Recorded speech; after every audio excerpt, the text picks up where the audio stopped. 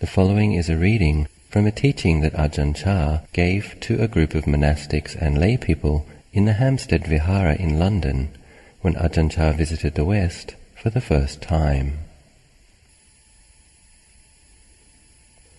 Seekers of goodness who have gathered here, please listen in peace.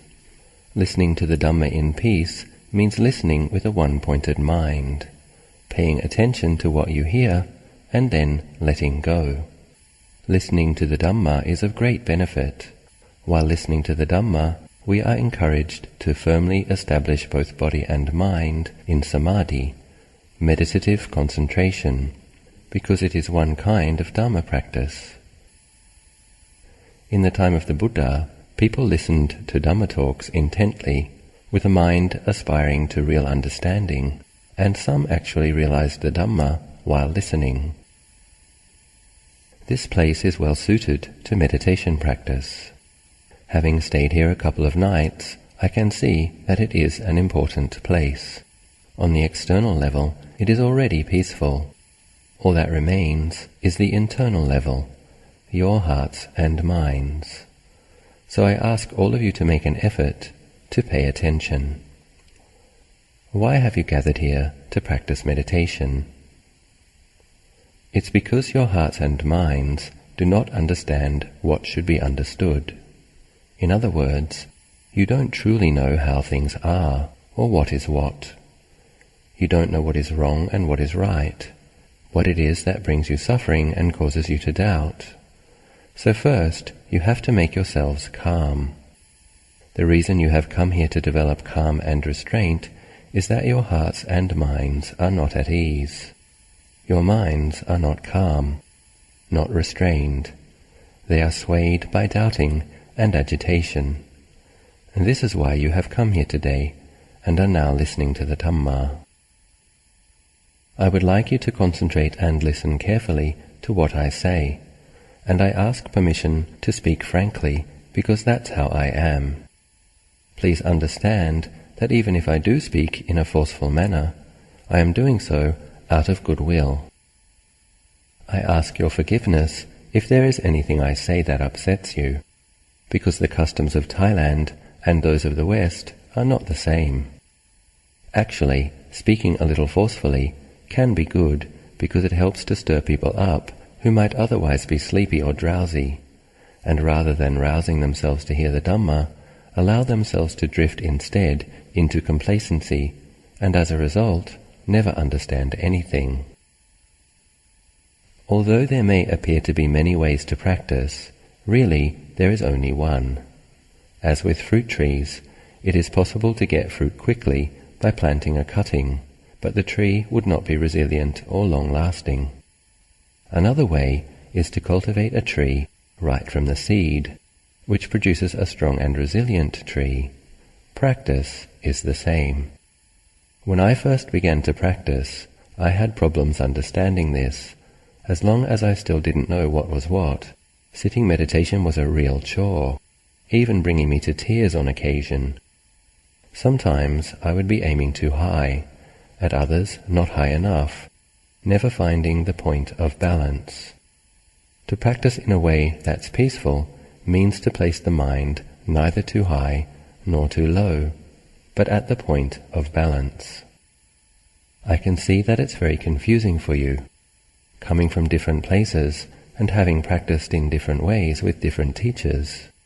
Coming to practice here, you must be plagued with all kinds of doubts. One teacher says you must practice in one way.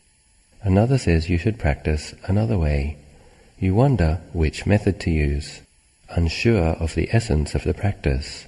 The result is confusion. There are so many teachers and so many teachings that nobody knows how to harmonize their practice. As a result, there is a lot of doubt and uncertainty. So you must try not to think too much. If you do think, then do so with awareness. But so far, your thinking has been done with no awareness. First you must make your mind calm. Where there is knowing, there is no need to think. Awareness will arise in its place, and this will in turn become wisdom. But the ordinary kind of thinking is not wisdom. It is simply the aimless and unaware wandering of the mind, which inevitably results in agitation. This is not wisdom. At this stage, you don't need to think. You've already done a great deal of thinking at home, haven't you? It just stirs up the heart. You must establish some awareness. Obsessive thinking can even bring you to tears. Just try it out. Getting lost in some train of thought won't lead you to the truth. It's not wisdom. The Buddha was a very wise person. He had learned how to stop thinking. In the same way, you are practicing here in order to stop thinking and thereby arrive at peace. If you are already calm, it is not necessary to think. Wisdom will arise in its place. To meditate, you do not have to think more than to resolve that right now is the time for training the mind and nothing else. Don't let the mind shoot off to the left or the right, to the front or behind, above or below. Our only duty right now is to practice mindfulness of the breathing. Fix your attention at the head and move it down through the body to the tips of the feet, and then back up to the crown of the head. Pass your awareness down through the body, observing with wisdom. We do this to gain an initial understanding of the way the body is. Then begin the meditation, noting that at this time, your sole duty is to observe the inhalations and exhalations. Don't force the breath to be any longer or shorter than normal. Just allow it to continue easily. Don't put any pressure on the breath. Rather, let it flow evenly, letting go with each in-breath and out-breath. You must understand that you are letting go as you do this, but there should still be awareness. You must maintain this awareness, allowing the breath to enter and leave comfortably. There is no need to force the breath. Just allow it to flow easily and naturally. Maintain the resolve that at this time you have no other duties or responsibilities. Thoughts about what will happen, what you will know or see during the meditation may arise from time to time. But once they arise, just let them cease by themselves. Don't be unduly concerned over them. During the meditation, there is no need to pay attention to sense impressions.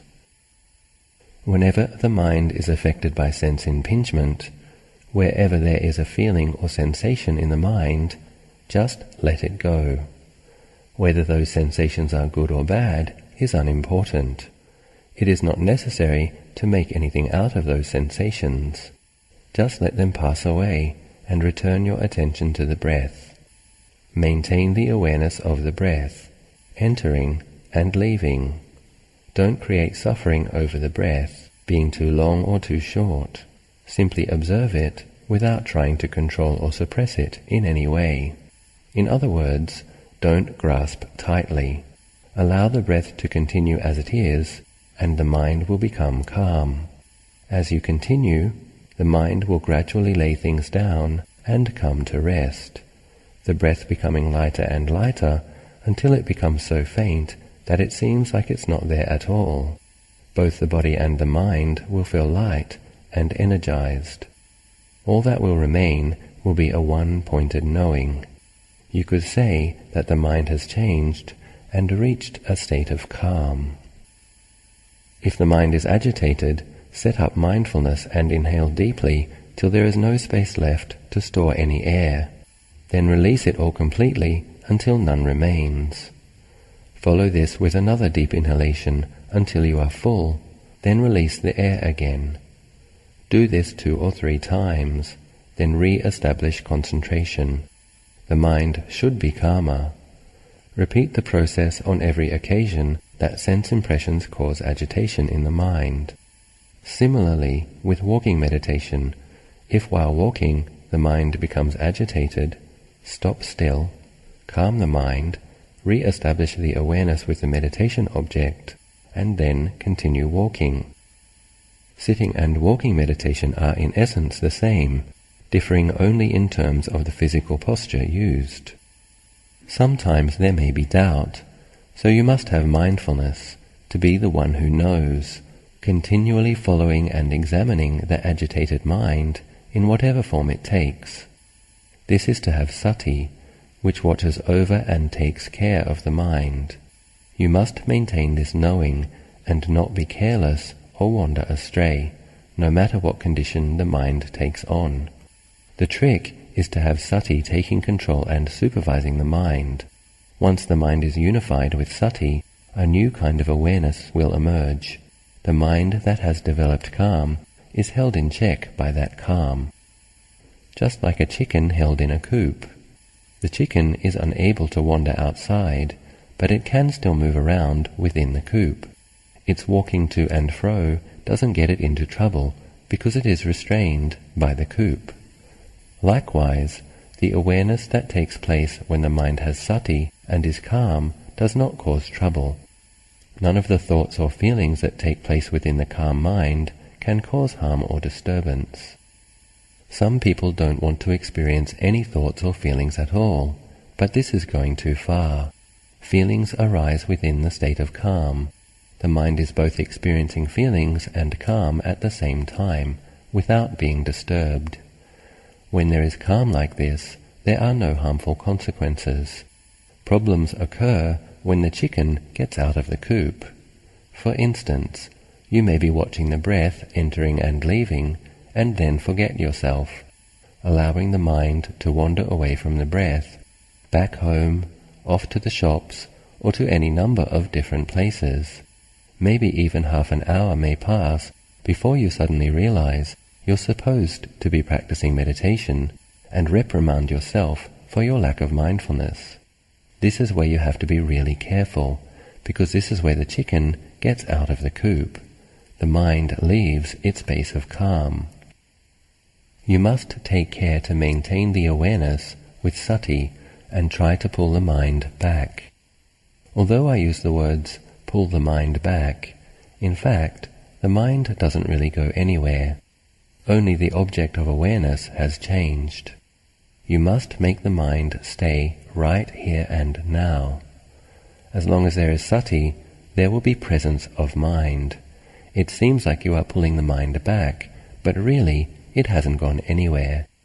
It has simply changed a little. It seems that the mind goes here and there, but in fact, the change occurs right at the one spot. When sati is regained, in a flash, you are back with the mind, without it having to be brought from anywhere. When there is total knowing, a continuous and unbroken awareness at each and every moment, this is called presence of mind. If your attention drifts from the breath to other places, then the knowing is broken. Whenever there is awareness of the breath, the mind is there. With just the breath and this even and continuous awareness, you have presence of mind. There must be both sati and sampajanya. Sati is recollection and sampajanya is self-awareness. Right now you are clearly aware of the breath. This exercise of watching the breath helps sati and sampajanya develop together. They share the work. Having both sati and sampajanya is like having two workers to lift a heavy plank of wood. Suppose there are two people trying to lift some heavy planks, but the weight is so great that they have to strain too hard and it's almost unendurable. Then another person, imbued with goodwill, sees them and rushes in to help. In the same way, when there is sati and sampajanya, mindfulness and self-awareness, wisdom will arise at the same place to help out. Then all three of them support each other. With wisdom, there will be an understanding of sense objects. For instance, during the meditation, sense objects are experienced which give rise to feelings and moods. You may start to think of a friend, but then wisdom should immediately counter with, "It doesn't matter, forget it, stop." Or if there are thoughts about where you will go tomorrow, then the response would be, "I'm not interested. I don't want to concern myself with such things now." Maybe you start thinking about other people. Then you should think, no, I don't want to get involved. Just let go. Or, it's all uncertain and never a sure thing. This is how you should deal with things in meditation, recognizing them as not sure, and maintaining this kind of awareness. You must give up all the thinking, the inner dialogue and the doubting. Don't get caught up in these things during the meditation. In the end, all that will remain in the mind, in its purest form, are sati, mindfulness, sampajanya, self-awareness, and panya, wisdom. Whenever these things weaken, doubts will arise. Try to abandon those doubts immediately, leaving only mindfulness, clear comprehension, and wisdom. Try to develop mindfulness like this until it can be maintained at all times. Then you will understand sati, sampajanya, and samadhi thoroughly. When focusing the attention at this point, you will see sati, sampajanya, samadhi, and panya together. Whether you are attracted to or repelled by external sense objects, you will be able to tell yourself, it's not sure. Either way, they are just hindrances to be swept away till the mind is clean. All that should remain is mindfulness, self-awareness, concentration, the firm and unwavering mind, and wisdom. For the time being, I will say just this much on the subject of meditation. Now I shall speak about the tools or aids to meditation. There should be metta, loving kindness, in your heart.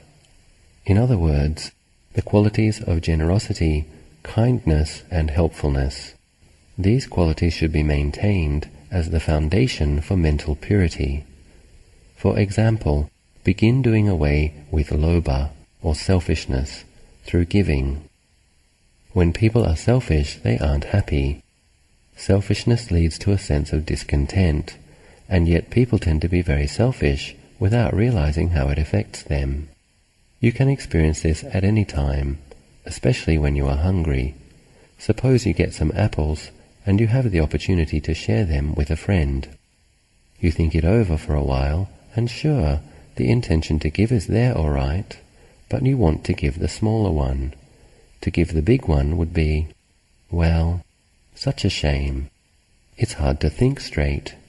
You tell them to go ahead and take one, but then you say, take this one, and give them the smaller apple. This is one form of selfishness that people usually don't notice. Have you ever been like this? You really have to go against the grain to give. Even though you may really only want to give the smaller apple, you must force yourself to give away the bigger one. Of course, once you have given it to your friend, you feel good inside. Training the mind by going against the grain in this way requires self-discipline. You must know how to give and how to give up, not allowing selfishness to stick. Once you learn how to give, if you are still hesitating over which fruit to give, then while you are deliberating, you will be troubled. And even if you give the bigger one, there will still be a sense of reluctance. But as soon as you firmly decide to give the bigger one, the matter is over and done with. This is going against the grain in the right way. Doing this, you win mastery over yourself. If you can't do it, you will be a victim of yourself and continue to be selfish. All of us have been selfish in the past. This is a defilement which needs to be cut off. In the Pali scriptures, giving is called dana. It means bringing happiness to others. It is one of those conditions that help to cleanse the mind from defilement. Reflect on this and develop it in your practice. You may think that practicing like this involves hounding yourself, but it doesn't really. Actually, it's hounding craving and the defilements. If defilements arise within you, you have to do something to remedy them. Defilements are like a stray cat. If you give it as much food as it wants, it will always be coming around looking for more food. But if you stop feeding it, after a couple of days, it'll stop coming around. It's the same with the defilements. They won't come to disturb you, they'll leave your mind in peace. So rather than being afraid of the defilements, make the defilements afraid of you. To make the defilements afraid of you, you must see the Dhamma within your minds. Where does the Dhamma arise? It arises with our knowing and understanding in this way. Everyone is able to know and understand the Dhamma. It's not something that has to be found in books. You don't have to do a lot of study to see it. Just reflect right now, and you can see what I am talking about. Everybody can see it because it exists right within our hearts. Everybody has defilements, don't they? If you are able to see them, then you can understand. In the past, you've looked after and pampered your defilements, but now you must know your defilements and not allow them to come and bother you. The next constituent of practice is virtue, sila. Virtue watches over and nurtures the practice in the same way as parents look after their children. Maintaining virtue means not only to avoid harming others, but also to help and encourage them. At the very least, you should maintain the 5 precepts. They are: 1. Not only refraining from killing or deliberately harming others, but also to spread goodwill towards all beings. 2. To be honest, refraining from infringing on the rights of others, in other words, not stealing. 3. Knowing moderation in sexual relations. In the household life, there exists the family structure based around husband and wife. Know who your husband or wife is, know moderation, and know the proper bounds of sexual activity. Some people don't know the limits. One husband or wife isn't enough. They have to have a second or third. The way I see it, you can't consume even one partner completely, so to have 2 or 3 is just plain indulgence. You must try to cleanse the mind and train it to know moderation. Knowing moderation is true purity. Without it, there are no limits to your behavior. When eating delicious food, don't dwell too much on how it tastes. Think of your stomach and consider how much is appropriate to its needs. If you eat too much, you get trouble. So you must know moderation. Moderation is the best way. Just 1 partner is enough. 2 or 3 is an indulgence and will only cause problems. 4. To be honest in speech. This is also a tool for eradicating defilements. You must be honest and straight, truthful and upright. 5. To refrain from taking intoxicants. You must know restraint, and preferably give these things up altogether. People are already intoxicated enough with their families, relatives and friends, material possessions, wealth and all the rest of it. That's quite enough already, without making things worse by taking intoxicants as well. These things just create darkness in the mind. Those who take large amounts should try to gradually cut down and eventually give it up altogether. Maybe I should ask your forgiveness, but my speaking in this way is out of concern for your benefit, so that you can understand that which is good. You need to know what is what. What are the things that are oppressing you in your everyday lives? What are the actions which cause this oppression? Good actions bring good results, and bad actions bring bad results. These are the causes.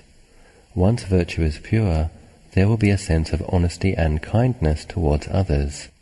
This will bring about contentment and freedom from worries and remorse. Remorse resulting from aggressiveness and hurtful behavior will not be there. This is a form of happiness which is almost like a heavenly state. There is comfort. You eat and sleep in comfort with the happiness arising from virtue. Happiness is the result. Maintaining virtue is the cause. This is a principle of Dhamma practice, refraining from bad actions so that goodness can arise. If virtue is maintained in this way, evil will disappear and good will arise in its place. This is the result of right practice. The remainder of this talk, The Way to Practice, can be found in a collection of teachings with the title Meditation. The next reading is an excerpt from a teaching given by Ajahn Achalo, a senior disciple of Ajahn Chah. The talk has the title Samadhi for Liberation. To understand this talk, it will be necessary to learn a few Pali terms. Ajahn Achalo will be using the word piti, which means rapture, sukha, which means tranquility. He will also refer to the words khanika samadhi, which is momentary concentration, upajjhara samadhi, which means neighboring on jhana, and jhana, a deep state of absorption.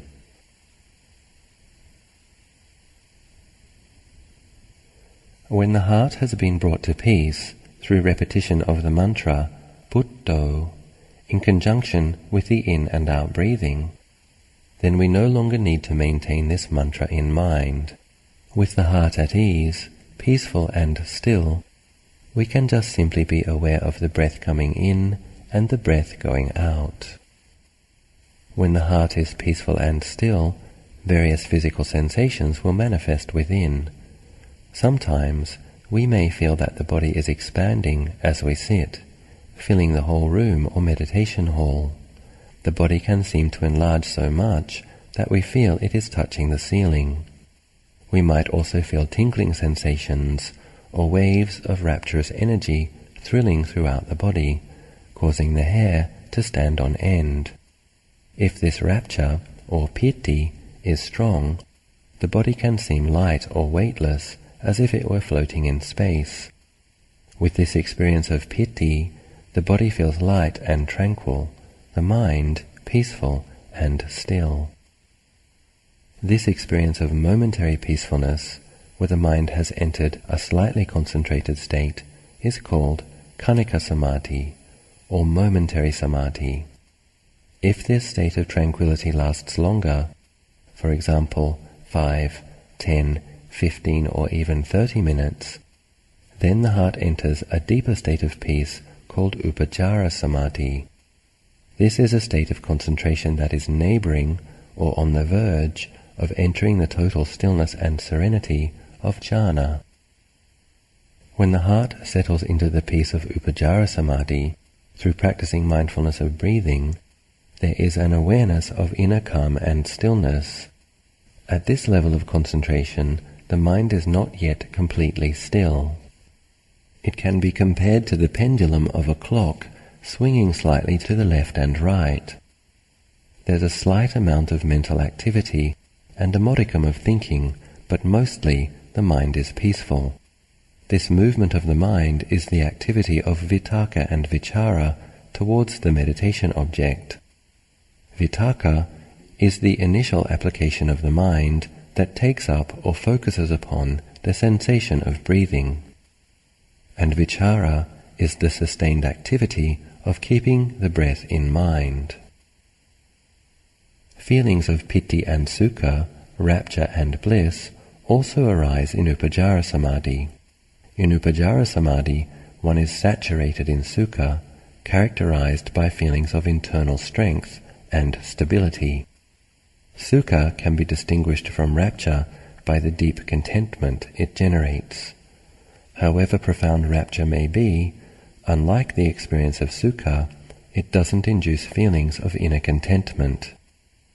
When this experience of sukha becomes very powerful, there is no longer any movement of the mind. It rests within, peaceful and still, no longer swinging left and right.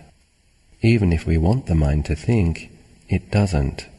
There is no longer any interest in external things. The mind no longer registers sense impressions. It has no concern for external experience. The mind will not go out, and impressions from the outside won't reach in. No thoughts arise at this stage. The activity of vitakka and vichara is not on the level of thinking. only a little rapture remains. As rapture and sukha become more distinct, the mind becomes more peaceful. With this attainment of inner stillness, the mind enters a state of unification or one-pointedness called ekagata, or jhana. The 5 conditioning factors for the realization of full absorption, vitakka, vichara, piti, sukha, and ekagata, have now been brought to completion, and the mind enters first jhana. I will only explain up to here for now. Vitakka is usually understood to mean thinking, but this is not the case. Vitakka is the initial activity of taking up or focusing on the meditation object, such as the breath. Outside the context of meditation practice, vichara also implies thinking and mental proliferation. In the practice of mindfulness of breathing, however, vichara is the activity of staying single-mindedly with the breath, maintaining a constant awareness as it comes in and out without straying to other matters. Vichara keeps up this constant, unwavering focus until the heart becomes peaceful and possessed of rapture, tranquility, and then ekagata, one-pointedness. When we are skilled and proficient in the practice of mindfulness of breathing, then the 4 foundations of mindfulness will naturally be brought to perfection. Mindfulness of breathing is the king of all meditation methods, and its frequent practice and cultivation brings great fruit and benefits. Sometimes we may use other methods of meditation, and these bring results in the same way. Rapture arises leading to Khanika Samadhi and so on. For example, we can recollect the virtues of the Buddha as our theme of meditation. We can recite the verses from the daily devotional chanting, recollecting that the Buddha is the supremely enlightened one, who is pure and free from defilement, self-attained, and possessing the boundless virtue of purity, loving kindness, and great compassion. If we devote our hearts to these reflections, then rapture will arise. The state where rapture arises in momentary flashes can be called Khanika Samadhi, and if rapture is sustained for a longer period of time, the experience can be called Upacara Samadhi. The 10 recollections are themes of reflective meditation that include the recollection of the Buddha, the Dhamma, and the Sangha, and also the contemplation of death. These reflective meditations are capable of bringing results to the level of Upacara Samadhi. However, as they imply thinking, these contemplations cannot lead the mind into jhana, although they do provide a good foundation for it.